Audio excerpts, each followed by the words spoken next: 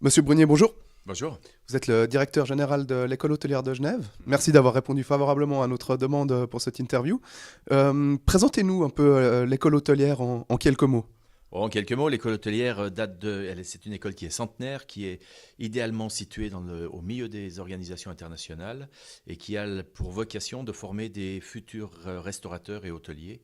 Donc on a des jeunes qui viennent avec un baccalauréat ou un CFC dans les métiers de bouche, qui vont faire 3 ans d'études en alternance, 6 mois de cours et 6 mois de stage en entreprise, de façon à acquérir tous les gestes et à connaître toutes les matières qu'englobe l'hôtellerie et la restauration, parce qu'en fait, c'est beaucoup de domaines différents. Ça peut être de la finance, c'est du marketing, c'est certes de la cuisine, certes de l'accueil, du service gouvernante également, mais aussi de la gestion financière, également du marketing, des ressources humaines. Donc, c'est très varié. Et c'est une école qui accueille 80% de Suisses. Donc, nous avons 300 étudiants, dont 80% de Suisses, essentiellement des romans, puisque tout l'enseignement est en français.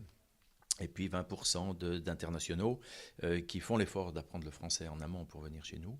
Mais c'est intéressant et c'est riche d'enseignement aussi, parce que ça permet des confrontations, des explications. Et puis tous nos jeunes n'ont pas les mêmes modes de fonctionnement. Donc c'est vrai que quand on a des jeunes Africains ou des jeunes Asiatiques qui partagent leur vision du métier avec nos jeunes Suisses, ça permet d'enrichir. Et c'est un métier qui se destine à l'international. Nos jeunes, une fois diplômés, partent sur les 5 continents, donc c'est une belle reconnaissance. Et nous avons eu la chance de rentrer dans le top 10 des écoles mondiales il y a maintenant 5 ans. Donc voilà, pour l'école hôtelière de Genève, c'est très bien. Comment s'articule la relation entre le Servette FC et l'école hôtelière actuellement? Alors c'est un partenariat qui dure depuis maintenant 2 ans.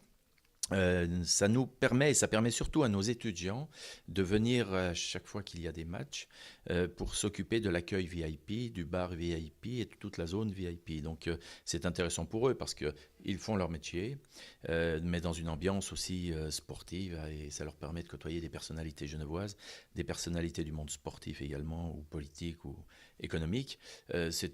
Au niveau de leur réseau, c'est une très belle chose. Pour nous, c'est aussi une belle chose. Et puis moi, je suis un ancien footeux. J'ai joué en 2e division en France il y a quelques années, enfin quelques décennies, on va dire même. Donc voilà, le foot m'a toujours attiré et j'aime ça. Et on a beaucoup de jeunes qui sont aussi des pratiquants et qui sont très heureux de collaborer avec le Servette.